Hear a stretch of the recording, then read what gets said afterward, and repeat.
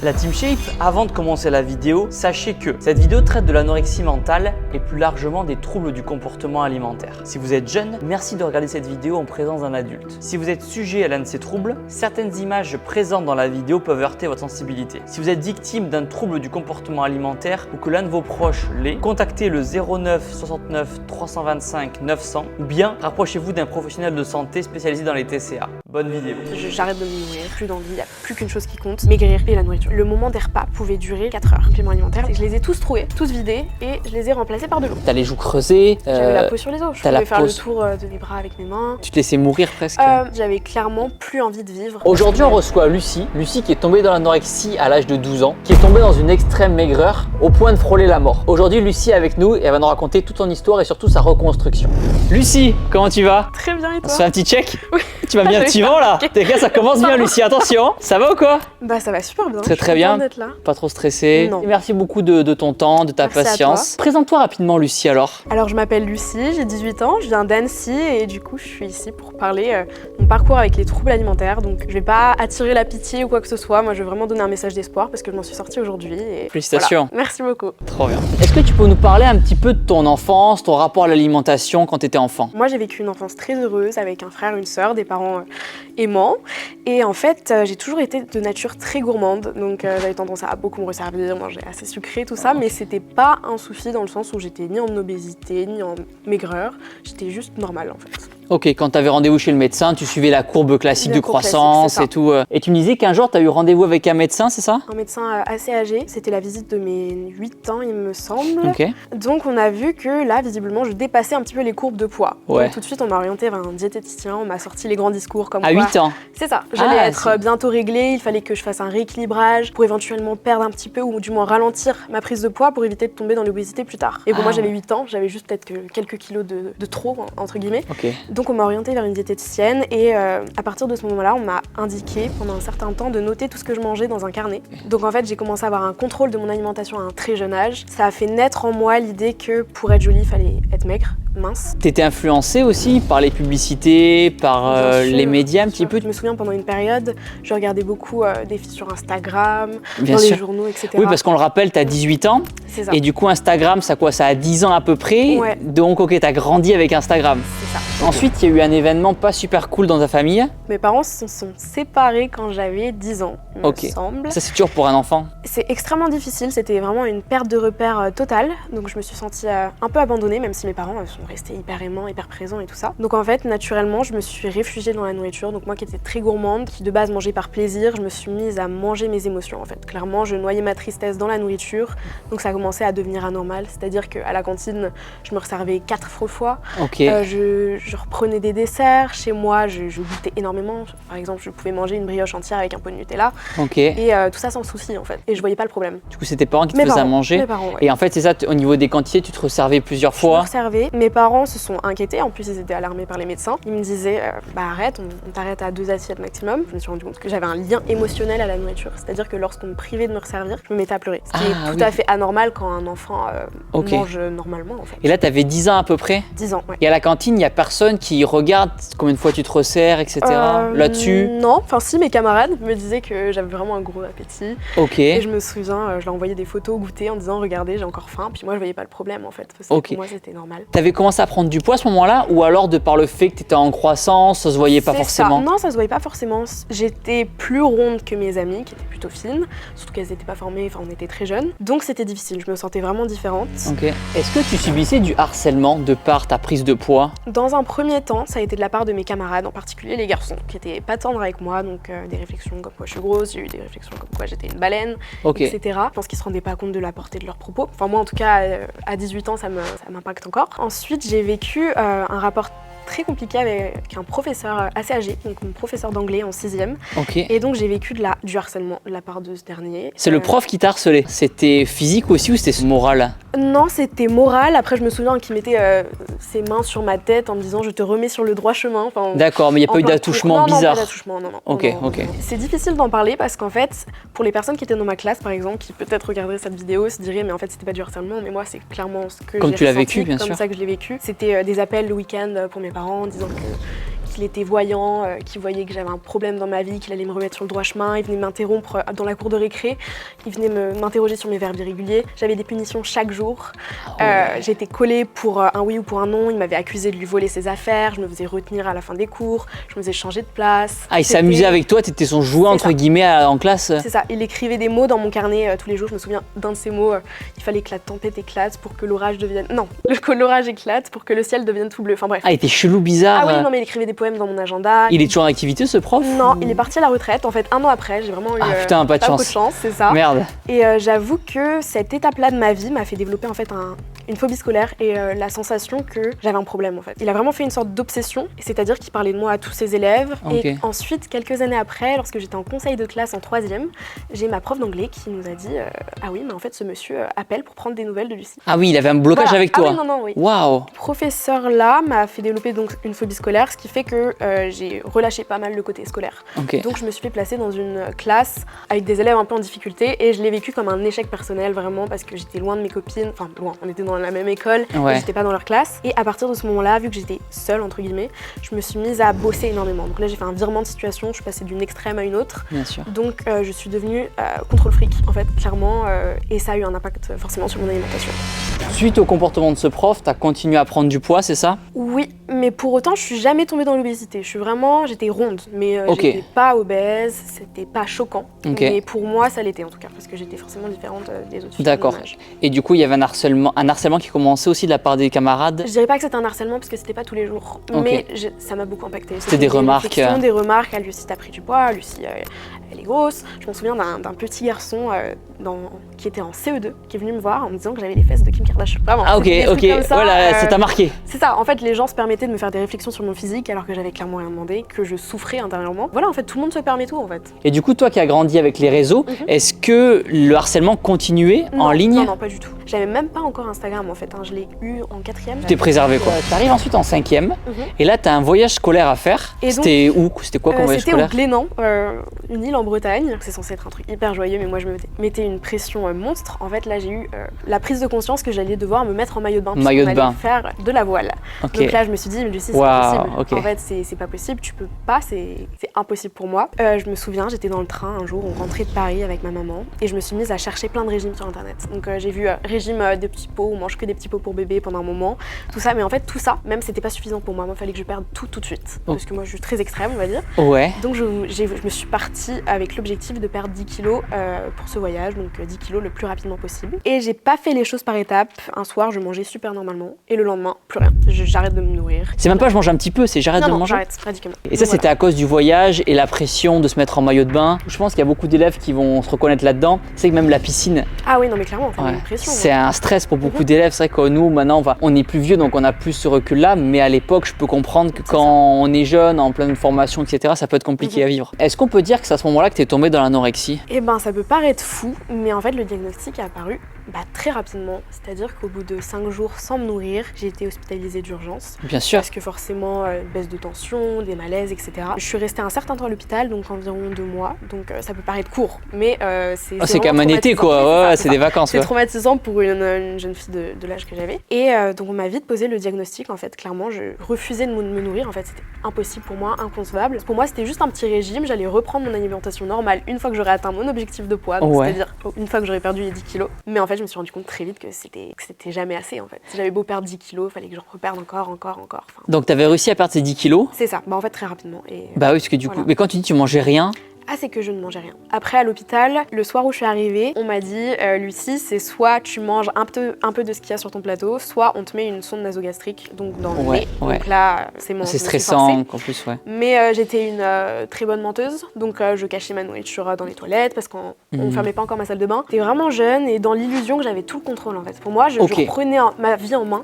Pour moi, c'était un petit régime, tout allait bien. Et du coup, j'ai fait mine de bien aller, bien sûr, que tout allait mieux. Et je suis sortie au bout de 2 mois. Du coup, je suis partie en vacances avec mes parents. J'ai vécu des vacances à peu près normales, tout en sachant que c'était les premières vacances de ma vie où je mangeais pas de pain au chocolat le matin. De chocolatine. Pardon, chocolatine. Non mais voilà, je me suis rendu compte tout de suite que que ma vie avait changé. Ok. Et mes parents s'en sont rendus compte, enfin tout mon entourage. Comment tes proches ont réagi quand t'as arrêté pendant ces 5 jours de manger? Bah ils ont tous un peu réagi différemment. Déjà mon frère, ma sœur qui était assez jeune, qu'est-ce qu'elle nous fait, enfin, qu'est-ce qui se passe? Ouais, une grève de la oui, faim. C'est ça, on comprend pas trop, puis pourquoi elle se priverait de manger, enfin c'est super bon, c'est comme ça qu'on reste en vie. Oui. Mon papa qui est très cartésien, pour lui c'était dans un sens incompréhensible, mais dans un autre peut-être un caprice d'enfant qui allait progresser avec le temps et tout allait aller T'étais en mieux. 5e là à peu près. C'est ça, j'étais en 5e. Et pour ma maman, qui est très sensible et on est très très fusionnel, elle a tout de suite compris qu'il y avait un problème et que ça allait être extrêmement difficile. Ok. Donc les médecins, ils ont rassuré mes parents comme quoi, vu que ça avait été pris en charge très tôt, ça risquait de durer très peu de temps. Mais bon, au final, je me suis retrouvée 6 ans après à toujours en souffrir. C'est un long combat. Il paraît qu'on guérit rarement de l'anorexie complètement. C'était toujours un truc. C'est un gros débat. Ok. Moi, je suis pour dire qu'on s'en sort complètement. Là, Ok, actuellement, je m'en sens. J'ai aucune séquelle. Je vais manger tout ce que je veux, quand je veux. J'ai pas de pression, je culpabilise pas. C'était vraiment une période de ta vie vraiment. Voilà. Mais après, j'ai toujours cette peur au fond de moi de me dire que peut-être un jour, je suis pas à l'abri de me réfugier dans la nourriture. Comme une ombre un petit peu C'est ça. qui. Mais je pense qu'on peut clairement s'en sortir sans séquelles. Du coup, en fait, si je comprends bien, t'es tombé dans l'anorexie, mais c'est à la suite de plein d'événements en fait. C'est ça, c'est une succession de conditions d'événements qui ont fait que je suis tombée là-dedans. Et j'en avais discuté avec un médecin qui m'avait dit en fait que tout le monde pouvait être sujet à tomber dans un trouble alimentaire. En fait, il suffit qu'on veuille faire un petit régime, donc on va se mettre à se restreindre, arrêter le sucre, tout ça. Petit à petit, on voit que ça a des résultats, donc on voit que notre poids baisse, qu'on commence à obtenir nos objectifs. Puis du coup, on se dit pourquoi je retomberais dans le sucre? Pourquoi je me repermettrais de manger? Parce que je vois que ça a des résultats de manger moins. Et donc petit à petit, on devient accro au fait de maigrir, au fait de voir la balance diminuer. Et c'est comme ça qu'on tombe dans l'anorexie, tout bêtement. Et je sais qu'il y a des personnes qui, suite à des opérations où ils sont sujets à manger moins, vont commencer à se restreindre, puis en fait, ils vont tomber dans les troubles, alors que de base, pas du tout. Enfin, ils s'y pensaient incapables. On sent que l'alimentation, ça peut être un piège en fait. C'est clairement une addiction à la maigreur et l'anorexie. On compare à l'addiction pour l'alcool et à l'addiction pour la drogue. Du coup, en termes de poids, combien tu pesais à peu près? Avant de tomber malade, j'étais aux alentours de 55-56 kilos, ce qui est un peu plus haut que la moyenne pour une fille de mon âge, mais qui est resté raisonnable. Et ensuite, je suis rapidement descendue à 45-44 kilos et j'y suis restée en fait pendant plusieurs années. Donc j'avais un semblant d'apparence normale, mais pour ma taille, j'étais à un poids insuffisant, ce qui fait que j'étais aménorrhée, que je manquais beaucoup d'énergie, que j'ai pas fait ma puberté, que j'ai arrêté ma croissance également. C'est pour ça que de base je devais faire 1m75, je suis 1m65. Ok, t'as stoppé la croissance. Voilà, t'as commencé à perdre tes cheveux aussi. Alors ça c'est plus tard. C'est plus tard ça, ok. Plus tard, ouais. On en parlera un petit peu plus tard. À quel moment tu t'es rendu compte que t'étais anorexique? Je pense au bout de mes 2 mois d'hospitalisation à mon jeune âge. Parce qu'à partir du moment où je me suis dit, bon ça y est, là j'ai perdu assez de poids, je peux me remettre à manger, je me suis rendu compte que j'y arrivais pas. Que certes j'arrivais à me nourrir, mais que très peu. Que c'était chaque bouchée que j'avalais. C'était un effort. Pas forcément un effort, mais beaucoup de culpabilité derrière. Et je me disais en fait, je serais capable à la fin de la semaine de faire un résumé total. Ce que j'ai mangé, en quelle quantité, à quelle heure. En fait, tout était contrôlé, sans même que je le veuille, sans même que je le note nulle part. En fait, tout était intégré. Quand tu voyais un aliment, qu'est-ce qui se passait dans ta tête? Alors moi, contrairement à beaucoup de personnes qui souffrent d'anorexie, j'ai jamais calculé mes calories. Mais cependant, ça m'empêchait pas de regarder les calories derrière les paquets de gâteaux ou quoi que ce soit. Tu regardais quand même les calories, tout ça, pour comparer, toujours choisir l'option la moins calorique, etc. Mais pour autant, j'ai jamais tenu de compte d'application. Ça, je sais que c'est un cercle vicieux. Est-ce que tu faisais du sport à ce moment-là pour perdre du poids plus vite? Pendant un moment, non, pas du tout. Donc de 2018 à 2022, je n'ai fait pratiquement aucun sport. Donc c'est-à-dire que vu que je manquais d'énergie, j'étais dispensée à l'école en fait. Ok. Donc du coup, je ne faisais pas de sport, j'avais arrêté. Puis en fait, il y a une perte de motivation dans tous les domaines de la vie. En fait, on n'a plus de centre d'intérêt, plus d'envie, il n'y a plus qu'une chose qui compte, maigrir et la nourriture en fait. T'arrivais à te concentrer quand même sur les cours en classe? Avec l'anorexie, c'est accompagné d'une sorte de profond perfectionnisme. Mais dans tous les domaines de ma vie, il fallait que je sois parfaite en fait. Il fallait que je mange parfaitement, donc très équilibrée. Et il fallait également que je sois excellente à l'école. Si je n'avais pas 20, ça n'allait pas, je culpabilisais, ça me mettait très mal. C'était pas une histoire de compétition avec les autres élèves ou quoi que ce soit. C'était vraiment entre moi et moi-même. T'étais comme ça avant l'anorexie ou tu penses que ça a découlé? Je suis passée du tout au tout en fait. C'est vraiment... avant je m'en fichais, enfin, je crois qu'en 6e, j'étais même pas consciente qu'on avait une moyenne à l'école. Et ensuite en 5e, à partir de ce moment-là, il fallait que j'ai 20 partout. Ça peut paraître positif, elle se soucie de son avenir, mais à quel prix bien, mais en fait je faisais que travailler, donc je passais des heures tous les week-ends pour un simple devoir de géographie en 3e, j'allais y passer le week-end entier. Il fallait que j'apprenne tout mon cours par cœur, mot pour mot, et forcément ça donnait de bons résultats, mais il suffisait que j'ai un 18 pour que ça me mette mal. Quelles sont les différentes formes de TCA qui peuvent exister? Peut exister, alors j'en ai fait plusieurs. Déjà, j'ai fait l'hyperphagie. Donc l'hyperphagie, c'est le fait de manger en très grosse quantité, se noyer sa tristesse dans la nourriture. Manger ses émotions. C'est ça, manger ses émotions sans compenser. Ensuite, il y a la boulimie, ça va être le fait de manger énormément à certains moments de la journée. Donc on appelle ça des crises de boulimie. Et ensuite, on va passer par de la compensation. Donc que ce soit par les vomissements, le sport à l'extrême, le jeûne ou toute autre chose, les laxatifs également. Ensuite, il y a l'anorexie. Donc c'est le fait de manger très peu, de beaucoup se restreindre. Faut pas se dire que les anorexiques ne mangent pas. Parce que si on est anorexique depuis 10 ans, forcément qu'on mange, parce que sinon on serait déjà mort. Oui. Mais on mange très peu. C'est beaucoup de restrictions. Ensuite, il y a aussi l'orthorexie, qui est un trouble très mal connu et dont plein de personnes souffrent sans le savoir. Ça va être le fait d'être addict au fait de manger très sain, donc des aliments sans matière grasse, pas manger de sucre, tout ça, et faire beaucoup de sport à côté. Voilà. Alors non, mais d'un côté, je pense pas l'être, mais d'un côté, je pense l'être aussi. Oui. Je vais pas manger de sucre raffiné, par exemple. Je mange zéro sucre raffiné, mais par exemple. Non, un McDo, ça fait un McDo, mec, ça fait des années que je me fais un McDo. Mais par contre, je peux manger un burger dans un bon resto de burger, tu vois. Ok, bah, si tu trouves un équilibre que ça t'impacte pas dans ton quotidien négativement. Ça m'impacte pas négativement dans mon quotidien. Je pense, quand je vais au restaurant, que je lis le menu, je vais peut-être aller vers le truc le plus healthy. Ok, c'est une forme de TCA. Bah, donc là, à j'ai surveiller. cité les principaux que je connais. Après, je voudrais pas m'étendre sur des choses que je connais pas plus que ça. Mais c'est pas parce qu'on n'est pas extrêmement maigre qu'on n'est pas anorexique. C'est pas parce qu'on n'est pas obèse qu'on n'est pas boulimique. Vraiment, les troubles alimentaires, ça n'a pas d'apparence. En fait, c'est vraiment un quotidien et des réflexions dans la tête. Est-ce que tu as l'impression aujourd'hui de ne pas avoir eu d'enfance ou d'adolescence? Je culpabilise énormément de m'avoir fait autant souffrir pendant mon adolescence parce que j'ai l'impression que les années qui étaient censées être les meilleures de ma vie en fait étaient les pires. Mais dans un autre sens, je me dis que ça m'a permis de mûrir, de grandir. Puis c'est une expérience en fait, c'est ce qui va guider toute ma vie future. Et bien sûr, ça fait partie de toi aujourd'hui. C'est ça fait partie de moi. Effectivement, je pense que l'anorexie, c'est un gros sujet, c'est pour ça que je voulais le traiter avec toi. Beaucoup de personnes qui vont regarder la vidéo, je pense, ont déjà vécu ça ou alors sont actuellement dans cette situation-là. On aura un petit mot envers eux à la fin de la vidéo, mais pour l'instant, on va continuer sur ton parcours. Ok. Parce que c'est pas fini. Non. Tu m'as expliqué aussi que tu avais envie de disparaître. Ça veut dire quoi? J'ai essayé d'être claire parce que c'est un peu compliqué à comprendre lorsqu'on ne souffre pas d'anorexie. Le fait d'être tout le temps centré que sur son alimentation et sur l'envie de maigrir, ça nous fait nous couper du monde entier. En fait, on n'est plus que centré sur nous, donc on perd foi en la vie, on perd notre joie de vivre, on perd tout objectif. Ça m'a mis dans une humeur dépressive. Donc en fait, j'avais clairement plus envie de vivre parce que ma vie, c'était vide. C'était juste maigrir, manger. Je suis arrivée à un stade, donc en première. Donc j'ai vécu un burn-out scolaire. Forcément, ça a eu des répercussions. Le fait de vouloir être parfaite partout. Au collège, ça allait encore, mais alors au lycée, c'était invivable. C'était clairement, c'est ça, invivable. Donc j'ai arrêté l'école. De base, je devais m'inscrire au CNED, donc c'est ce qu'on a fait. Mais au final, j'avais pas la force de suivre. Et vu que j'allais plus en cours, que je voyais plus mes amis, je me disais, mais en fait, ma vie n'a plus aucun sens. Donc j'ai arrêté de me nourrir naturellement. Pourquoi je mangerais en fait? J'ai pas besoin de manger. Aujourd'hui, je fais rien. Et naturellement, j'ai arrêté. Et c'est là que tout s'est écroulé. Comment étaient tes proches, tes frères et sœurs, tes parents? Complètement démunis, impuissants. Ils essayaient de t'aider? Bien sûr, ouais. Un peu maladroitement, je sais que mon papa c'était beaucoup dans la colère, donc au moment des repas c'était invivable en fait. Pendant 5 ans, mes frères et sœurs m'ont dit les repas c'était un cauchemar. Ouais, c'était en fait, je peux essayer de le comprendre parce que c'est vrai que l'anorexie, je pense que quand tu l'as pas vécu, t'as du mal à te projeter. Pourquoi elle veut pas manger cette assiette de pâtes? Ouais, c'était mange. Bah oui, c'est ça, mange, il te suffit de manger, tu seras guéri. Mais non, c'est bien plus compliqué que ça. Je m'en voulais parce que je me dis mais ouais, c'est quand même simple. Mais je leur disais mais c'est bien plus compliqué que ça.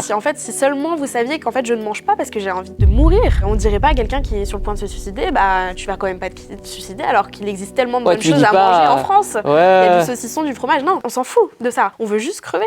Non, très bien, c'est un peu cru, mais c'est mais c'est trop intéressant parce que comme ça. Ça sert à rien de dire il faut manger, on t'emmène à McDo, mais arrête, mange des pâtes ou je sais pas quoi. Non, c'est pas une question d'alimentation. Comment t'aurais voulu être aidée? Déjà, comment je réagissais? Forcément, c'est beaucoup de colère ou de la tristesse. Donc l'impression d'être impuissante parce qu'on déçoit ses proches en fait, clairement. J'y pouvais rien. Et moi, c'était impossible qu'ils m'engueulent ou pas, j'allais pas manger dans tous les cas. Ensuite, comment j'aurais aimé qu'ils réagissent? C'est compliqué. Avec le recul, comment on aide aujourd'hui? Comment on aide quelqu'un qui est anorexique? Déjà, ne pas être dans le jugement, ne pas sortir les phrases, même si c'est très tentant. Mange, je t'emmène au McDo, je vais te gaver comme une noix, je vais te mettre un entonnoir. Enfin bref, j'ai eu le droit à tout. Clairement, c'est pas une question d'alimentation, ça va être l'accompagner, l'aider à trouver des soignants. Si c'est votre ami à l'école, au collège, que vous voyez manger très peu ou aller vomir aux toilettes, bah ça va être en parler aux parents, même si ça va être très compliqué. Ensuite, il faudra que la personne soit accompagnée par des professionnels. Et voilà, il faut juste soutenir, être présent, ne pas être dans le jugement, vraiment juste de la bienveillance et c'est comme ça qu'on s'en sort. Moi, ma maman a été d'un énorme soutien. Prendre en compte le fait que c'était extrêmement difficile, donc elle a fait preuve d'énormément de patience. Donc en fait, ça peut paraître fou pour une personne qui n'a pas vécu l'anorexie, mais le moment des repas pouvait durer jusqu'à 4 heures. Donc 4 heures devant une petite assiette, en fait, à réchauffer plus de 10 fois parce qu'il fallait absolument que je mange très chaud, il fallait que tout soit parfait, tout soit très salé, très épicé, tout ça. Ce qui m'a beaucoup aidé aussi à déculpabiliser, ça a été qu'elle mange comme moi. Donc ça peut paraître fou aussi. Qu'elle mange, ça veut dire quoi? Les mêmes assiettes? Les mêmes quantités. Toutes les personnes qui souffrent d'anorexie vont reconnaître ce que je dis, mais ça nous rassure énormément de voir que les personnes mangent autant que nous, voire plus en fait. C'est pour ça qu'on a tendance aussi à vouloir nourrir nos parents et nos proches quand on souffre d'anorexie. Moi je me souviens, je faisais beaucoup de gâteaux tous les week-ends. Moi j'y touchais pas, mais par contre eux fallait qu'ils mangent, que je les vois manger, et le fait de les voir manger, enfin mettre de la nourriture dans leur bouche, ça me donnait l'impression de manger ça. Et c'est vrai qu'il y a beaucoup de gens qui deviennent passionnés de cuisine parce qu'ils ont commencé comme ça. Non mais clairement, moi j'en ai parlé avec ma psy et elle m'a dit que pas mal de ses patientes s'étaient orientées vers des études de cuisine, etc. Et au final, une fois guéries, elles se rendent compte que elles s'en fichent de la cuisine. Enfin, elles mangent pour rester en vie, mais ça les intéresse pas plus que ça. Et puis je pense aussi qu'il y a une partie de ta communauté qui regarde tes vidéos, je mange une journée comme et tout ça. Et je me nourrissais en te regardant te nourrir. Ça peut paraître hyper glauque. Waouh, mais la plupart du temps, on tombe dans les mukbangs. Je sais pas si bien tu vois, sûr, toutes les vidéos, les Américains, Nico Avocado, etc. Ça, les Américains qui se nourrissent à outrance. Et ben en fait. Donc tu peux être anorexique. Passer des heures à regarder ça en fait. Waouh, ok. Tu peux être anorexique et aimer regarder ce genre de vidéos, ça te nourrit indirectement. Ah non, bien sûr. Souvent on a l'impression que les anorexiques détestent la nourriture, mais pas du tout. Au contraire, on l'adore, on la sacralise. Le moment du repas, il faut que ça soit parfait, qu'on soit bien installé, qu'on soit assis. Jamais de repas debout, sur le pouce ou quoi que ce soit, sinon on mange pas. C'est manger en tout petits morceaux pour avoir la sensation de manger plus longtemps. Ensuite, ça va être mangé avec des petits couverts, parce que forcément, il y en a moins dans notre fourchette. Donc du coup, le repas dure plus longtemps. On profite le plus possible en fait. T'as gardé ce genre d'habitude alimentaire? Eh ben non. Pendant une période, je pensais être guérie, mais au final, j'avais toutes ces habitudes-là qui restaient, ces rituels, cette culpabilité après les repas. Donc en fait, je me suis rendu compte avec le temps que j'étais pas guérie. En fait, je pensais l'être, mais je l'étais pas. Donc aujourd'hui, tu peux manger un repas en 5-10 minutes, debout, comme ça, un sandwich. Surtout que moi, j'ai plutôt une séquelle de la boulimie que j'ai traversée après. On va y venir après. Du coup, ça va être plutôt le fait de manger très rapidement. Donc j'essaie de me poser, de prendre le temps. Du coup, vient tes 16 ans, et là, ça va pas mieux? Pas du tout. Je passe le Noël aux urgences, gros malaise, chute de tension, etc. Et on m'a très vite hospitalisée. Donc j'ai été dans une clinique spécialisée pour les troubles alimentaires cette fois-ci. Moi, je l'ai extrêmement mal vécu. En fait, on va dans cette clinique. Moi, j'étais dans la section adulte alors que j'avais 16 ans. Clairement, dans cette clinique, de base, on y va de son plein gré pour s'en sortir. Donc, on est seul dans notre chambre au moment des repas, face à notre plateau, et personne vient vérifier si on mange ou pas. Donc moi, clairement, j'avais pas envie de m'en sortir. On m'a mis là de force, entre guillemets. J'étais forcée, j'en avais aucune envie. C'est tes parents qui t'ont... C'est ça, mes parents, les médecins, enfin, c'était invivable en fait. Ils sont concertés, ils se sont dit, pour ton bien, il faudrait que tu ailles dans cette clinique-là. Voilà. Contrairement à ce qu'on peut penser, il y a aussi des garçons, des personnes de tout âge. Ce qui m'a le plus choqué, c'était les mamies de 70 ans, 80 ans. Qui peuvent souffrir d'anorexie aussi. Je les voyais marcher dans les escaliers ou se nourrir que d'une pomme, etc. Donc là, tu te retrouves, tu pensais vraiment être bien accueillie à la base en arrivant là. Et en fait, tu étais toute seule, pas d'accompagnement. Face à mon plateau. Et donc, je ne mangeais pas en fait. Après, je suis tombée dans une chose assez particulière. Donc, le fait d'être toute seule au moment des repas, j'avais une tasse à côté de moi. Et donc, je mâchais les aliments pour avoir la sensation de me nourrir, pour avoir le goût. Parce que forcément, ça me manquait. C'est quand même terrible de se priver d'un truc aussi bon. Et ensuite, je recrachais tout ce que je mangeais. Et là, il y a beaucoup de personnes. Je sais, c'est une honte, c'est une chose. Oh non, mais il n'y a pas de honte à avoir, c'est une maladie. Donc, c'est ça, mais en fait, je sais qu'on est énormément à le faire. C'était terrible, en fait, ça devenait invivable parce que je me nourrissais plus du tout. Donc, forcément, je perdais du poids. Ensuite, il y a aussi le fait qu'on soit dans une clinique avec des personnes souffrant de la même maladie. Donc, dans les couloirs, j'entendais des personnes vomir. Au début, je faisais pas du tout d'hyperactivité. Et en fait, je me suis mise à voir plein de filles, de garçons à marcher. Ah putain, ça t'a donné une idée en fait, ça te donne l'idée. En fait, c'est une maladie extrêmement compétitrice. Donc, je me suis dit, bon, bah, puisqu'il marche, et bah, je vais marcher aussi. Donc là, j'ai commencé à marcher 20 minutes. Puis tout à coup, bah, c'est devenu toute la journée. Le ventre vide. Comme c'était une zone de la clinique qui était exprès là-dessus, il y avait personne qui surveillait. Je sais qu'il y a certaines filles que je connaissais qui se faisaient retirer leurs chaussures. Mais en fait, ce qui est triste, c'est qu'on les voyait marcher dans le parc en chaussettes. Waouh. Donc c'est quand même terrible. Après, c'est la menace d'être attachée à son lit. Mais moi, je suis toujours restée dans l'illusion. Ah, il y a des filles qui étaient attachées à leur lit. Ah oui, qui sont de force attachées. Moi, je sortais de mon grand numéro. Moi, je sais très bien faire semblant. Donc je disais que tout allait bien. Je disais à mon médecin que je mangeais bien, que tout allait Alors qu'à bien. l'intérieur, c'était. Alors que c'était terrible. Du coup, moi, on m'a laissé faire mon truc et là, ma mère a vu que ça n'allait plus. Elle a vu que je me détruisais encore plus, je devenais défigurée par la maigreur. Ouais. C'est terrible. Donc là, elle a dit, on m'a sorti contre avis médical. Donc le psychiatre m'a clairement dit au dernier rendez-vous, non mais Lucie, tu vas te rétamer, tu vas pas t'en sortir. Enfin, tu vas crever. Le Clairement. psy était inquiet. Le psychiatre, je pense qu'il avait l'habitude de voir des cas comme le mien et il a sûrement essayé de me pousser à vouloir m'en sortir et peut-être vouloir lui prouver le contraire. Donc il m'est rentré dedans en me disant tu vas pas t'en sortir, tu vas te rétamer, c'est la mauvaise solution, etc. Je l'ai pas écouté. Je suis sortie de clinique et j'ai commencé ma guérison à la maison du coup. Parce qu'en fait, du coup, tu es resté 2 mois à cette clinique-là, tu devais C'est rester ça. plus longtemps initialement. Et ben ce qui était terrible, c'est lorsque je suis arrivée, tout de suite j'ai voulu partir parce que forcément c'est un environnement Ouais, très bien sûr. particulier. Et là j'ai discuté avec certaines filles et je leur demandais t'es là depuis combien de temps? Bah ça va faire 1 an. Ça, on dirait une prison le truc. C'est ça. Moi je voulais sortir au bout de 2 semaines. Ça m'a terrorisée en fait. Bien Lorsque je parlais sûr. au psychiatre de ma guérison, tout ça, il m'a dit bah ça te prendra peut-être 6-8 mois, 6-8 mois. Les familles pouvaient venir te voir ou pas? Au début non. Ensuite, c'était 1 à 2 visites par semaine, puis j'avais des permissions également. Moi, je suis partie en permission 2 week-ends, il me semble. Ok. Mais le retour était terrible, parce qu'en Bien fait, sûr. on est à la maison, on est entouré de ses frères et sœurs, tout ça, puis on doit y retourner. Donc, Je pense que la clinique aurait pu marcher sur certains profils, mais pas C'est sur ça. le tien en pas l'occurrence. sur le mien. Moi, j'étais pas de mon plein gré, en fait. Mais pour une personne qui a très envie de s'en sortir, qui est dans une phase où elle fait des efforts Ouais. et tout ça, ça peut être une super aide, parce qu'en soi, on voit un psychiatre, certes, 10 minutes par jour, mais on est quand même soutenu, on est dans un cadre assez rassurant. Je sais que pour des personnes aussi qui souffrent de boulimie, ça peut être rassurant parce qu'en Ok. fait, elles n'ont pas accès à plus de nourriture que ce qu'on leur donne sur leur plateau. Après, il y a aussi une particularité dans une clinique spécialisée dans les TCA, c'est qu'il y avait 6 repas par jour. Donc, c'est-à-dire qu'on avait le petit déjeuner. Bon, moi, tout était craché en fait. Hein. Donc, en tous les cas, j'ai. C'était craché, c'est-à-dire Ah oui, que non, tu mais recrachais tout ce que c'est tu ça, mangeais. c'est ça, clairement. Mais il y avait le petit déjeuner, ensuite une collation à 10h, le repas de midi, le goûter, le dîner à l'heure des poules, donc à 17h30. Ouais. Ça, c'est génial. Ouf. Puis une collation le soir, donc c'était l'heure de la tisane. Je pense que toutes les personnes hospitalisées vont reconnaître ça. C'est le moment où on prend notre collation et notre tisane et les médocs. Donc là, tout le monde est shooté, clairement. T'avais des médicaments, pourquoi? Pour les angoisses, dans cette clinique, on m'a donné un traitement à un moment et clairement, j'ai failli passer. Ok. Parce qu'il s'était trompé dans les dosages et j'ai fini avec à peine 7 de tension, je pouvais plus marcher. Ok, c'était chaud là. Je sais, ouais. J'ai même une amie qui s'est cassé la jambe tellement elle était shootée, donc elle est tombée dans les escaliers. Donc là, suite à ces 2 mois, hop, tu t'as dit à tes parents, je veux partir. Ah ouais, mon papa était contre cette idée. Pour lui, il fallait faire confiance au médecin et tout. Ma maman a senti au fond d'elle que c'était la bonne Ok. solution de me sortir de là. Tu rentres chez tes parents. Avec un contrat avec les médecins, Ok. donc je dois prendre 500 grammes par semaine et pour cela, je dois prendre des compléments alimentaires. Ah. Ça, c'est un sujet très compliqué pour moi. Donc j'ai signé ce contrat, j'ai dit je vais le faire et tout ça. Puis une fois chez moi, les compléments alimentaires, la première chose que j'ai fait, c'est que je les ai tous troués, tous vidés et je les ai remplacés par de l'eau. Voilà. Oh là Tout là, de suite. putain, c'est vrai que c'est. Ah oui, non mais c'est Tu sais, très sombre. il y a un côté pas peste, je pourrais pas me permettre non, ce terme-là, bien sûr. mais il y a un côté, ouais, vraiment jusqu'au boutiste un petit peu. Ah oui, ah non mais clairement. Ce qui est triste, c'est qu'on fait pas ça pour embêter qui que ce soit. Moi, lorsqu'on s'en est rendu compte, ça m'a tellement perturbée. Enfin, ça me mettait dans des états pas Bien possibles, sûr. très angoissée, etc. Heureusement, ma maman me connaît très bien. Donc dès le premier jour, elle a ouvert un complément, elle a goûté, elle a dit non mais Lucie, Ah, tu m'as te eu. fous de moi, Tu c'est te ça. fous de moi. Oh là Ah, là. donc moi, j'étais au fond du trou. Je Bien me sûr. disais mais comment je vais faire? Parce que pour moi, c'était inconcevable. À ce moment-là, t'as jamais eu de sonde Nasogastrique. nasogastrique, pardon. On m'en avait posé une à la clinique parce que c'est moi qui l'avais demandé. Je m'étais dit que peut-être avec le fait d'avoir un tuyau dans le nez, j'allais me rendre compte que j'étais malade et que j'avais besoin de m'en sortir. Ok. Mais on me l'a placée. Je sais pas si elle était défectueuse ou quoi que ce soit, mais je l'ai pas supportée.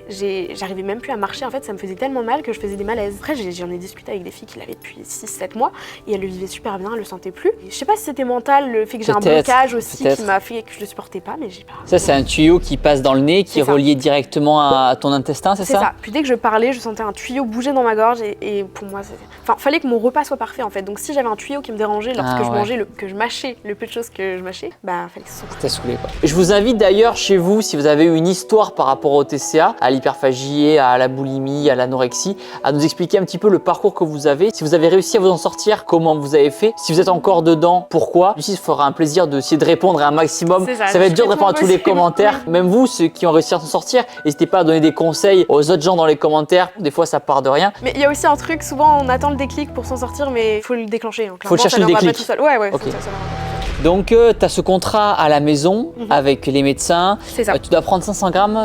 Par semaine. Tu as droit à des compléments alimentaires. Je suis obligée. C'est de pharmacie ça, tes compléments alimentaires pharmacie? On se fait prescrire ça par le psychiatre ou les médecins. Riche en protéines et tout. C'est ça. Ok, ok, très bien. Je te passerai un seau de protéines que j'ai à la... Avec Je plaisir. te passerai après la vidéo. Quand tu reviens chez toi après la clinique, combien tu pèses? Je pèse 35 kilos à ce moment-là. 35 kilos. Sauf que ça a été difficile. J'idéalisais le moment de mon retour à la maison, que tout allait bien, que j'allais super bien manger. Ok. Mais en fait, je suis sortie de la clinique en avril et j'ai perdu du poids jusqu'à juin. Je suis descendue à 28 kilos.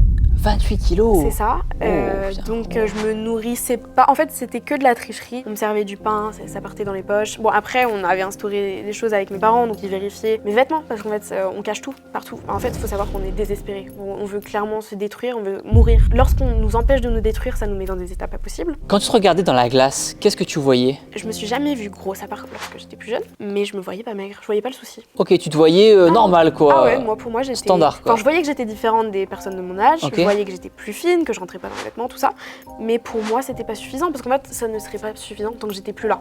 Non, pardon, tant que j'étais là, c'était pas suffisant. Fallait que je meure, en fait, clairement. C'est une sorte de suicide lent. Ah oui, c'est exactement. Ah, c'est comme ça que je l'ai décrit tout le temps en plus. Ok, ok, un ok. suicide progressif, un suicide lent. Après, il y a aussi un truc. Je me sentais mitigée sur le sujet de parler du poids le plus bas parce qu'en fait, il faut savoir que l'anorexie, c'est une maladie extrêmement compétitrice. Donc, moi, je me souviens que j'avais lu le livre d'une jeune femme qui parlait de son parcours avec l'anorexie, qui partageait son poids. Donc, elle était descendue à 37 kilos. Et moi, je m'étais dit, tout au long de mon parcours, il faut absolument que je descende plus bas.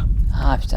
Ouais. Donc, c'est pour ça que je suis mitigée avec Ok. le fait de partager mon poids le plus bas parce que je sais que sur mes réseaux, j'en ai jamais parlé. Ok, Parce que je me suis dit, certes, ça fait un peu putaclic, enfin, forcément, c'est impressionnant. c'est Donc, impressionnant. On aura un petit mot forcément pour les parents qui vont voir la vidéo parce qu'il y a plein de parents qui vont vouloir comprendre ce Ah qu'ont bah leurs oui, c'est enfants. Il y a des enfants aussi Ah bah oui, qui vont se référer à toi, qui vont essayer de comprendre un petit peu. T'as ton poids le plus bas. le plus bas. Tu te vois dans la glace, tu te vois normal quand tu te regardes dans la glace. Pourtant, on mettra des images pour illustrer. On voit que ouais, t'as les joues creusées. J'avais la peau sur les os, je t'as la pouvais faire peau le tour de mes bras avec mes mains. Derrière, on n'a plus du tout de fesses en fait, donc c'est hyper douloureux. J'avais mal aux os quand je dormais. Parce que je dormais sur le côté, j'avais mal, j'avais des sortes de bleus aux joues. Quand tu t'assois, t'avais mal aux C'est ça. fesses. Je suis arrivée à un stade où du coup, forcément, toutes les personnes qui se nourrissent très peu font de la bradycardie cardiaque. C'est lorsque notre cœur bat très lentement. Et moi, j'ai également fait de l'arythmie, c'est-à-dire que mon cœur s'arrêtait s'arrêter de temps en et temps. reprenait. Donc ça a commencé à devenir extrêmement dangereux. Donc moi, j'ai été menacée de me mettre en surveillance, comment on appelle ça? En réanimation. Déjà, lorsque j'étais hospitalisée, j'étais avec des scopes. Donc j'étais scopée la nuit, ça bipait à chaque fois que ça descendait à un certain seuil. Le stress pour les parents. Ah oui, non mais c'est terrible. Moi qui ai les parents séparés, pendant cette période, j'ai vécu que chez ma maman, donc pendant environ 8 mois. Qui était plus à l'aise avec la maladie. Plus de compréhension, honnêtement, Ouais, moins ouais. de colère, donc ça m'a beaucoup aidée. Ouais, c'est sûr. Et il y a aussi le fait qu'on est extrêmement fusionnel, donc elle s'inquiétait forcément que mon cœur s'arrête à tout moment, donc elle dormait avec moi. Elle Waouh. mangeait avec moi, elle mangeait la même chose. Elle a arrêté de travailler. Est-ce que j'allais te dire, elle a arrêté de travailler? C'est ça, à ce ma moment-là? mère, c'est ma sauveuse. Hein. Elle a arrêté de travailler, elle m'emmenait à tous mes rendez-vous. Impressionnant. Même pour me doucher, je pouvais pas être seule parce qu'en fait, je risquais un malaise à tout moment. Il suffit que je me cogne quelque part pour que ce soit fini. Voilà. Après, il y a aussi ce petit côté, l'anorexie, cette peur de grandir, ce fait de redevenir un enfant en fait. Clairement, un bébé dont on est obligé de s'occuper. Je sais que pour moi, c'était pas mon moteur dans la perte de poids. Pour certaines personnes, ça peut l'être. De redevenir un enfant C'est un ça, petit un peu. moyen d'arrêter sa croissance en fait, clairement. Ok. On arrête de se former, on arrête de grandir et on est protégé. Et c'est donc là que t'as perdu tes cheveux, c'est ça que t'as commencé à perdre tes cheveux? En fait, j'ai commencé à m'en sortir. Donc, j'ai eu de l'aide d'une nutritionniste. Donc, en fait, on a Ok. mis en place un plan alimentaire qui était très progressif. Donc, Ok. au début, je suis partie avec 3 cuillères à soupe de féculents par repas. Qui a eu l'idée Ah, de cette nutritionniste? Ma maman, elle Donc- m'a sauvée, elle donc, a tout trouvé. T'es rentrée à la maison, elle voyait que ça allait pas mieux, ça allait de pire en pire. Là, elle s'est dit, bon, on va contacter une nutritionniste. Et une psychologue. Ok. Alors moi j'ai eu la chance d'être tombée sur la perle rare, une psychologue spécialisée dans les TCA, donc elle avait Wow. elle-même souffert d'anorexie plus jeune, Ok. donc elle connaissait super bien le sujet. Donc j'ai été entourée par une équipe de femmes en fait, contrairement à moi qui était tout le temps tombée sur des hommes pas très cool avec moi. Donc là j'ai été super bien entourée, donc progressivement je me suis mise à manger de plus en plus, donc je suis passée de 3 cuillères à soupe à 6, je suis passée de 2 repas par jour à 6 repas Tu par leur jour. faisais confiance, c'est ça? Bien sûr, puis elle y allait progressivement en fait. Elle s'est rendue compte par exemple les compléments alimentaires, je sais qu'il y a beaucoup de personnes pour qui c'est impossible et que c'est très difficile et qui font comme moi beaucoup de tricherie. Et en fait clairement, le message que je pourrais transmettre aux parents, c'est que ça sert à rien de s'obstiner. Si la personne ne conçoit pas les compléments alimentaires, eh ben il y a plein d'autres moyens. Il y a la sonde nasogastrique où il y a la vraie nourriture nourriture. Moi, c'est le choix que j'ai fait. Pour moi, je m'étais pas privée toutes ces années pour devoir reprendre du poids par des choses que honnêtement je trouvais complètement dégueulasses. J'avais toujours cette marge, fallait toujours que je perde plus de poids pour un jour pouvoir me faire extrêmement plaisir, manger tout ce que je veux. Donc c'était comme si on me volait mes kilos si je reprenais du poids par le biais de ces choses que je trouvais mauvaises. Ça aurait pas été du poids que tu aurais gagné par plaisir. C'est ça, absolument qu'il y ait marrant, plaisir. C'est marrant ce que tu dis parce que ça fait écho un petit peu avec moi, mon côté de manger que des aliments sains. Ouais. On en parlait tout à l'heure en off. Je pense que indirectement je suis un peu orthorexique, c'est-à-dire que moi je m'autorise à manger que des aliments sains. En fait, en gros, dans ma tête, j'ai une liste d'aliments et je pioche dedans. Et sinon, c'est des calories gâchées, c'est ce qu'on te dit. Et sinon, sinon tu te dis, ça vaut pas le coup. C'est vrai que je mange jamais des desserts, pas de sucre raffiné et tout. Enfin bon, c'est un autre débat. Aujourd'hui, c'est tout. On parle de toi aujourd'hui. Donc là, c'est l'année 2022, donc ça a l'air d'aller mieux. Ça va de mieux Tu en mieux. reprends du poids. C'est ça, j'ai repris environ 20 kilos. Oh, super, trop Donc bien. j'ai repris l'école aussi. Bon, Ok. entre-temps, j'ai redoublé parce que forcément, j'ai passé une On a année, tous redoublé une fois, ça. ouais, voilà. On a tous bien vécu. Donc j'ai redoublé, mais tout se passait à peu près bien, je Ok. mangeais bien et tout ça. Puis tout à coup, je me suis rendu compte, je me suis regardée dans le miroir, je me suis dit, ah ouais, là quand même, ça y est, en fait, t'as pris pas mal de poids. Et Et tout à coup, je me suis dit, mais en fait, t'as pris du poids, tu mangeais bien, mais t'es pas guéri. En fait, tu continues de culpabiliser dès que tu manges un peu trop. En fait, j'ai idéalisé la guérison, je m'étais dit, à ce poids-là, mais je serai guérie, c'est la liberté totale. Et hop, bye bye les troubles alimentaires. Mais en fait, non, pas du tout. J'avais juste repris du poids et j'étais toujours aussi malade. Souvent, on a l'impression que l'anorexie, c'est une histoire de poids, mais il y a plein de personnes, même en surpoids, qui souffrent d'anorexie. En fait, ils Ok. souffrent pas moins. C'est une torture, c'est des pensées obsessionnelles, c'est de la culpabilité et c'est Ok. l'anorexie. Je le redis, c'est pas une histoire de poids. Tu peux être en surpoids et C'est ça. anorexique. C'est également beaucoup de comportements perfectionnistes. Moi, c'est ce que j'avais dit, c'est beaucoup de toc aussi. Manger très salé, manger très chaud, manger assis. Je me relevais la nuit pour vérifier si les portes étaient pas fermées. Enfin, ça peut paraître complètement fou, Ok, mais ok, c'est ok. aussi lié aux troubles alimentaires. Tout ton caractère a changé. C'est ça, la personnalité change complètement. Du coup, en 2022, tu avais 17 ans. C'est ça. Est-ce que, de par le fait que tu aies repris du poids, hormonalement parlant, tu as pu faire ta puberté normalement, etc. En fait, j'ai repris du poids, mais je suis retournée à un poids tout de même trop bas pour ma Ok. taille. Et en fait, c'est là que je me suis rendu compte que j'étais pas guérie parce qu'en fait, je mangeais pas naturellement. Fallait toujours que je reste à un poids fixe, que je ne dépasse pas un certain poids. Et du coup, forcément, ça m'a empêché de continuer ma puberté. Tu pesais tes aliments. Non, jamais. On a C'est préféré que- mesurer ma nourriture par cuillère à soupe. Ça a évité d'avoir tout le temps besoin d'une balance. Et puis Ok. Ouais, après, on rentre dans un autre truc, c'est-à-dire que lorsque ça dépasse de quelques grammes, ça va pas. moi, je, Ouais, moi, c'est- je, ouais, moi, je non, pèse voilà. mes aliments. Ouais, Non, je pèse que mes glucides. Je pèse que Ok, mes flocons ok. d'avoine et mes pâtes et mon riz. Ouais, C'est ça, le reste. déjà beaucoup. c'est déjà- On a dit qu'on parlait pas de moi dans Ouais, cette ouais. vidéo. Qui te préparait tes assiettes? C'était ta mère qui te préparait les assiettes? Alors, lors de ma reprise de poids, c'était ma maman qui me mesurait mes assiettes et ça m'a beaucoup aidée parce que je déculpabilisais. En fait, c'était comme si c'était pas moi qui m'imposais tant de nourriture. C'était les parents et les médecins. Donc, c'était de leur faute, en quelque sorte, si je mangeais à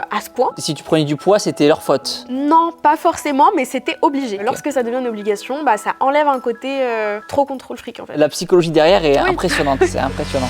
Donc là, j'ai envie de dire, c'est bon, t'es guéri. Ah c'est ce que j'ai cru. Petit à petit, je me suis rendu compte que je me plaisais pas. Que en fait, lorsqu'on reprend du poids, donc ça s'appelle la lipodystrophie. Donc c'est une accumulation des tissus adipeux au niveau des organes principaux, donc au niveau du ventre et du visage. Donc j'avais beaucoup de ventre et beaucoup de joues et des D'accord. petits bras, des petites jambes. En fait, c'est normal. Ok. Clairement, lorsqu'on reprend du poids, il va pas se disperser comme ça. Le les poids, fesses et c'est les pas. seins. Ah, ok, c'est intéressant. Ah ok, oui, non, non. le poids, c'est pas dispersé. Non, clairement pas. Ça prend beaucoup de temps. Donc moi, au début, Ok, je suis ok. arrivée, j'avais du ventre, des joues, et je me suis dit, mais ça va pas du tout. Parce que là, même waouh, si ok. j'étais au même poids que j'avais peut-être pu avoir avant de tomber malade, Ok. j'avais pas du tout la même La distribution corporelle. morphologie, C'est etc. ça. En fait, j'avais beaucoup de ventre, beaucoup de joues, pas de seins, pas de fesses, pas de jambes, enfin pas Ok. de bras non plus. Ah, c'est ouf, j'aurais pensé effectivement que Ah non, quand non, tu pas du reprends du poids, ça se redisperse. Faut pas perdre espoir, hein. Ça prend du temps, ça va se faire, mais ça Ok. prend du temps. Ah, Et ça moi, a même déréglé ces parties-là. Ah oui, clairement. Ok. Donc moi, j'étais très impatiente et je me suis dit, bon, faut que je fasse du sport. Et c'est là que je suis tombée dans le sport. Voilà. Ok, donc en soi, quand quelqu'un tombe dans le sport, c'est plutôt positif. Oui, c'est positif. Mais comme toi, déjà, tu mangeais pas beaucoup, plus le sport.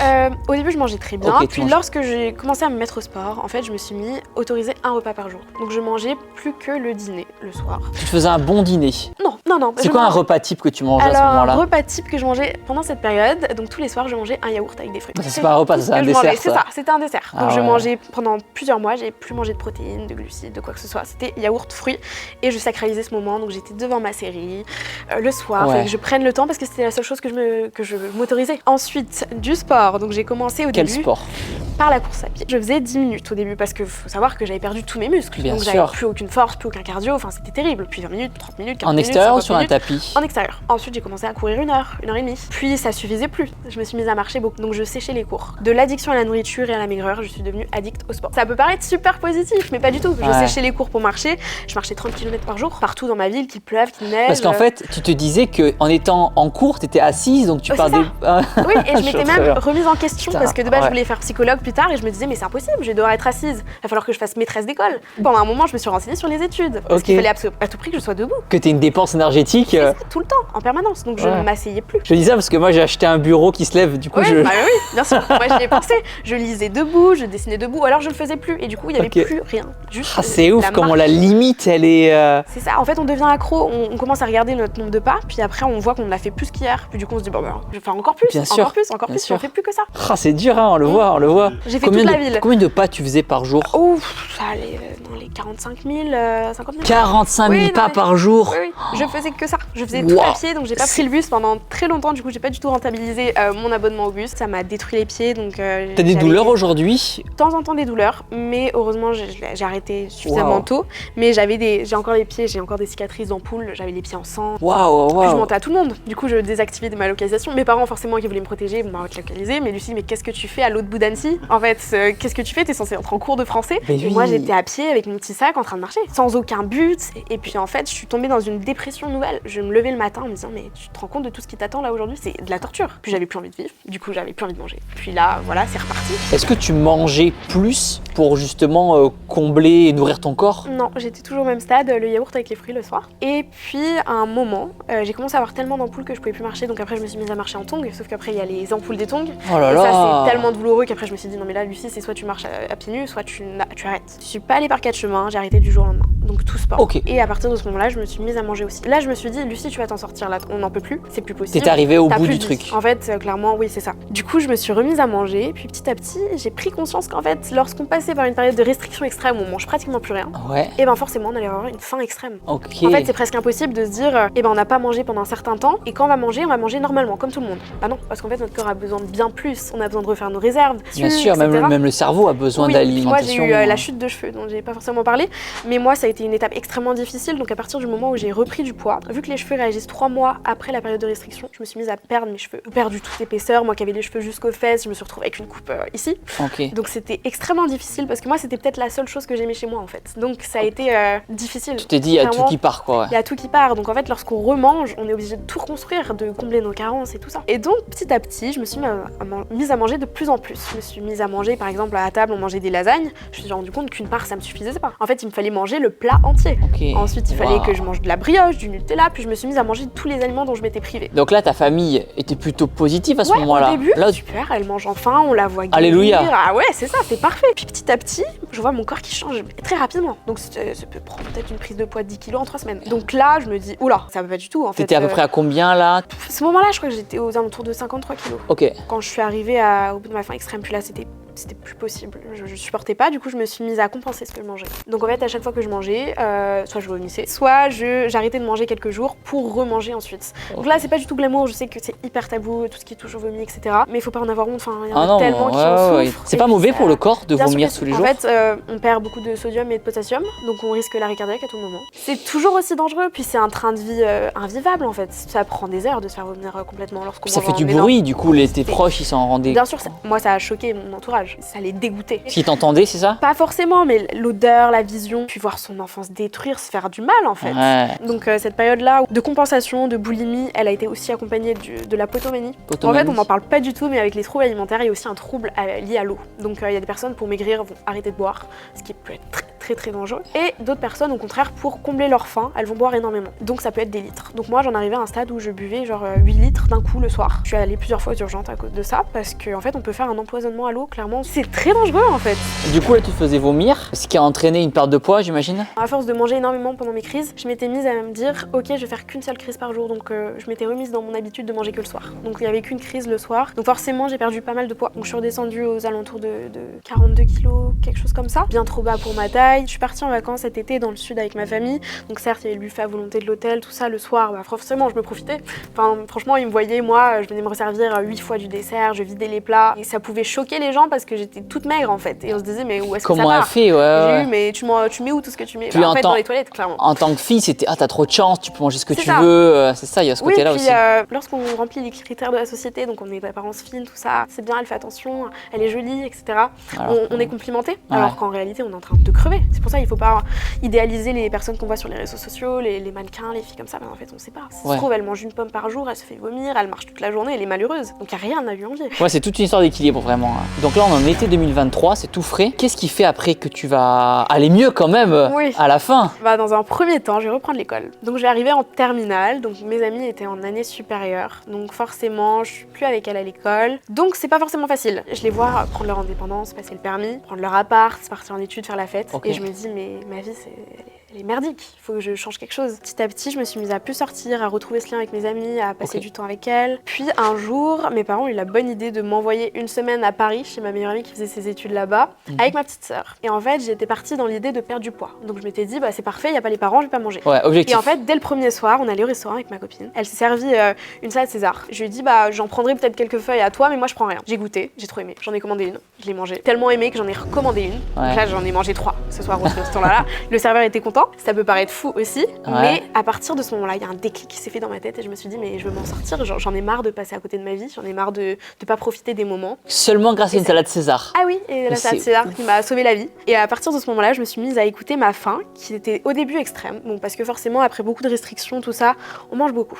Mais en fait, j'ai arrêté de compenser tout ce que je mangeais, donc plus de vomi, plus quoi que ce soit. Plus de sport à outrance. Plus de sport à outrance, Ok. je me suis mise à manger. Puis à force de bien manger, beaucoup manger, au bout de 2-3 semaines, certes mon corps avait changé, j'avais pris du poids, etc. Mais pour autant, ma faim elle a commencé à diminuer. Je me suis mise à manger normalement et Ok, à retrouver un équilibre. ouais, une part de lasagne commençait à me suffire, alors qu'avant c'était le plat. Je me suis dit, mais en fait j'ai trouvé la guérison, j'ai trouvé la clé. Donc actuellement, je suis restée sur cette dynamique, donc je mange ce que je veux quand je veux. Après, il y a aussi le fait qu'au début on est dans la lune de miel, c'est super, on guérit, on mange ce qu'on veut, tout va bien. Puis après, on regarde notre corps et on s'apprécie pas. On se rend compte qu'on met plus du tout la même taille de pantalon. Moi, je suis exposée sur les réseaux sociaux avec mon compte, donc forcément, je reçois des critiques. J'ai eu t'es obèse, t'es bien mieux plus maigre, Ah ouais, putain. t'es mieux anorexique, arrête de manger, n'importe quoi, tu promouvois l'obésité. Oh Enfin, bref. là là, putain. Donc beaucoup pour une petite personne, mais on s'en sort avec le temps. Bien sûr, puis tu verras que les commentaires négatifs, il y en aura tout le temps. Ah oui, avant je me faisais tu- insulter de squelette et tout ça, donc maintenant, Oh là ils sont jamais là. contents, en fait. Le fait que toi sur les réseaux, c'est un challenge aussi. Je me suis lancée donc sur les réseaux à partir du moment où je suis rentrée chez moi de l'hôpital, de la clinique. Ok. À partir du moment où j'ai commencé à m'en sortir, j'ai posté ma première photo, c'était un plat que j'avais mangé au restaurant, j'étais super contente, j'avais écrit, j'ai réussi, j'avais 0 abonnés, j'ai mis des hashtags, ça a percé. Tout le monde m'a félicité et là il y a une énorme communauté très très bienveillante qui est apparue, donc je me suis fait entourer.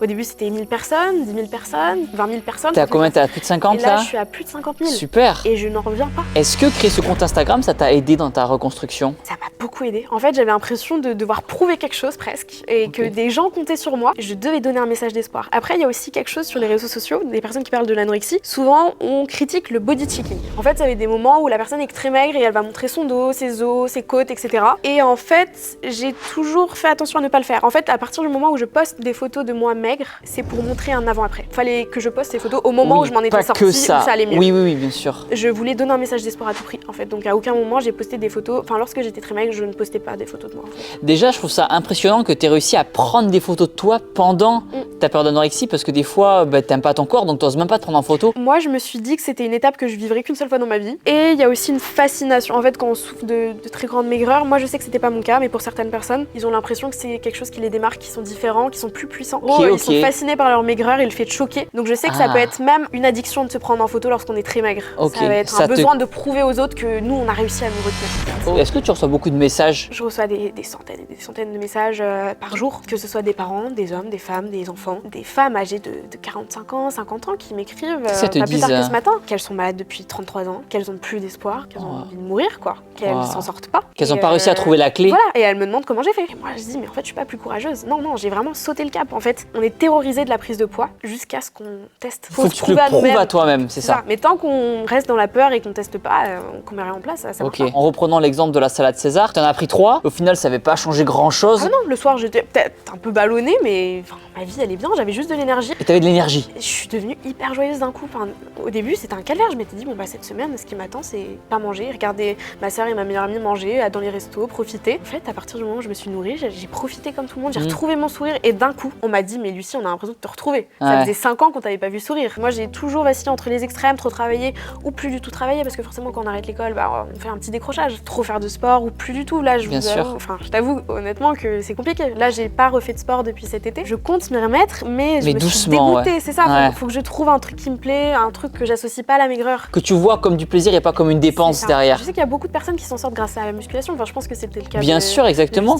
On a fait beaucoup. Il y a exactement Justine, grâce à la musculation, alors c'est vraiment à se reformer un corps, des formes, etc. Et il y a beaucoup de gens qui ont été en anorexie. Quand je faisais mes vidéos chaîne secondaire sur les transformations extrêmes, anorexie, et il y a beaucoup de filles du coup qui, grâce à la musculation, parce que ce sport-là, c'est un sport très visuel, donc tu vois rapidement les résultats, qui ont réussi à s'en sortir grâce à ça.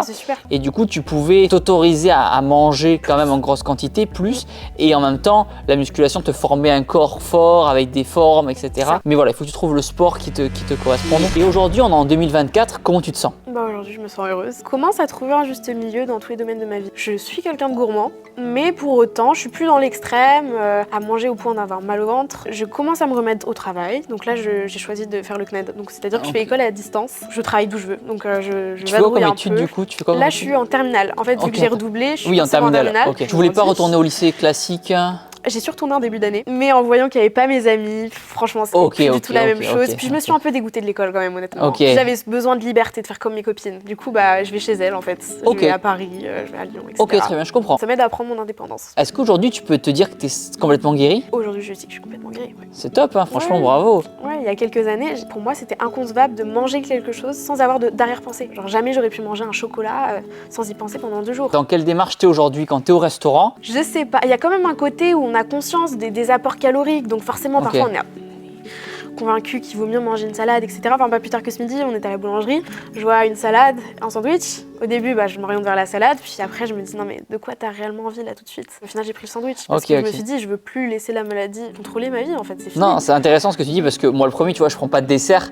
Et moi, c'est vrai que bah, quand t'es dans la muscu depuis 13, 14, 15 ans et que tu fais attention, donc je pense, entre guillemets, avoir trouvé vraiment l'équilibre. Mais je sais que, tu vois, par exemple, je m'entraîne des fois 2 fois par jour. Quand je m'entraîne qu'une fois, je dis, mince, je me suis pas s'entraîner. Je pense que tu te sens mal, enfin, t'as de la culpabilité, c'est ça, alors que je m'entraîne déjà une fois, tu vois. Comme on dit, c'est toute une histoire d'équilibre et de voir qu'en fait, manger une salade ou prendre un dessert, ça va pas changer drastiquement. Clairement pas. Ce qui change et ce qui fait prendre aussi des fois beaucoup de poids, c'est vraiment des habitudes sur des années, des longs termes, dans des proportions énormes et tout. Est-ce qu'aujourd'hui, tu as un suivi médical toujours? Actuellement, ma psychologue qui était super est partie en congé maternité, donc j'avais plus de suivi toute cette année où je suis tombée dans la boulimie, tout ça, donc je m'en suis un peu sortie seule, honnêtement, entourée de mes parents et d'une amie qui est passée par là, qui m'a beaucoup aidée aussi. Actuellement, je vais commencer un suivi avec un psychiatre parce que je me rends compte qu'en fin de compte, l'anorexie c'était une conséquence d'un mal-être et donc je vais traiter ce mal-être profond que j'ai depuis toute petite. Donc il me reste du travail à faire sur moi-même, sur mes habitudes pour devenir la meilleure version de moi-même, mais bien sûr. C'est plus du tout les mêmes sujets qu'on traite. Et clairement, le fait de perdre du poids et de me concentrer que sur la nourriture et l'alimentation, l'anorexie, ça m'a permis de me couper de toute forme de mal-être. J'ai été concentrée sur un seul truc, donc maintenant je m'attaque au vrai fond du problème, clairement. Donc il y a du boulot. C'est bien de continuer à être suivi, même dans le quotidien, ça peut aider de parler à des gens, à des professionnels. Pas que ce soit tabou, les psys ou quoi, c'est pour les fous. Non, pas du tout. Enfin, on a tous besoin à un moment ou à un autre de notre vie de parler, de se sentir soutenu. Je trouve, et c'est tant mieux, que c'est devenu beaucoup plus normal d'aller chez un psy, discuter, d'échanger. Moi, c'est le métier que je veux faire plus tard, donc forcément, je peux que l'encourager. Trop bien. Bah, bravo, félicitations. Merci beaucoup. Franchement, bravo. Je pense qu'en commentaire, on peut la féliciter. On peut dire bravo Lucie dans les commentaires. Qu'est-ce que tu peux dire aux personnes qui sont anorexiques? Il y en a, c'est certain, qui vont se reconnaître. Hommes, femmes, adultes, enfants, qui vont regarder la vidéo. Déjà, si rien ne change, rien ne change. Si on met pas en place de nouvelles habitudes et qu'on reste dans nos habitudes de se restreindre, de faire du sport, de sauter des repas, de vomir, etc., en fait, notre quotidien, il change pas. On vit toujours la même chose et moi, pendant 5 ans, je me suis dit, bon, à mes 17 ans, je vais guérir, à mes 16 ans, je vais guérir. Mais au final, je ne changeais rien dans mon quotidien, donc c'était toujours la même chose. J'étais toujours malade, toujours faible, toujours à l'hôpital. Ça mène toujours à la même chose, en fait, de se restreindre. Ensuite, il faut faire confiance au médecin, faire confiance à sa famille, se dédouaner de ce poids, en fait. Il faut manger, on peut pas vivre sans se nourrir et on peut pas être heureux et dénutri, c'est clairement incompatible. Si on veut sortir de cette obsession de la nourriture, si on veut arrêter de penser qu'à la bouffe, en fait, et qu'on veut ressentir de nouvelles émotions, des l'intérêt pour les autres, pour des activités, pour des passions, il faut manger, il n'y a pas de secret. Il ne faut pas perdre espoir, même si ça fait 5 ans, 6 ans, 10 ans, 15 ans que vous êtes malade, et ben, vous pouvez toujours guérir, il n'est jamais trop tard. Qu'est-ce que tu dirais aux parents maintenant qui ont des enfants justement anorexiques et qui comprennent pas? J'imagine à quel point ils se sentent impuissants, parce que ça doit être extrêmement difficile de voir son enfant se détruire. On est tenté de se mettre en colère, de vouloir forcer son enfant à manger, mais avant tout, il faut le comprendre. La peur qu'ils peuvent éprouver face à un aliment, ça peut être la peur que vous éprouvez face à un animal sauvage, en fait, un lion. Et c'est pas une blague, quand je compare ça, c'est vraiment ça. Donc il faut faire preuve d'énormément de patience, ça va être un combat extrêmement long, va falloir y aller par étapes. En fait, on va pas passer de rien manger à manger normalement comme vous. Va falloir augmenter petit à petit, donc va falloir passer par des moments où on va manger ce qui vous semble être très peu, mais qui pour l'enfant est déjà énorme. Et il faut être bien accompagné, il faut être entouré de spécialistes spécialisés dans les TCA, parce qu'en fait, moi j'ai fait pas mal de psy, hein, mais qui comprenaient pas ma maladie en fait. Donc ça m'aidait pas à avancer. Donc ils sont rares, mais ils existent. Il y a des spécialistes dans les troubles et voilà, il faut bien s'entourer, beaucoup de patience, beaucoup d'amour et voilà, on s'en sort. Force à tous les parents, Ouais, force à bon toutes les courage. victimes d'anorexie. Ils vont y arriver, ils vont s'en sortir. Je vous invite du coup à suivre Lucie aussi sur Instagram. Tu as un Merci compte beaucoup. Instagram. C'est ça. Qu'est-ce que tu postes? Est-ce que tu postes aussi ta reconstruction? Je partage un peu tout mon quotidien, donc à des moments je partage ce que je mange dans une journée pour donner un peu d'inspiration, pas pousser à la comparaison mais vraiment de l'inspi, Ok. pour montrer qu'on peut s'en sortir. Et ensuite je partage un peu mon quotidien, mes journées, je fais des avant-après, je fais un peu d'informations, puis parfois je mets en place un système de questions, on peut me poser des questions, Ok. je réponds aux messages, voilà. Ton compte Instagram est vraiment orienté autour de ton de la histoire. reconstruction. Et pas, on n'est pas là pour se morfondre, on veut s'en sortir. L'espoir quoi. C'est ça, de l'espoir. Trop bien. Donc je vous invite à suivre, le lien il sera dans la description, donc Merci je vous beaucoup. invite à suivre. C'est gentil. Top. Merci beaucoup d'être venu en tout cas. Ah, merci à toi. Plein de bonnes choses à toi. Toi aussi Thibaut, merci. À très vite et bon courage dans la suite de tes aventures. Merci beaucoup, c'est gentil.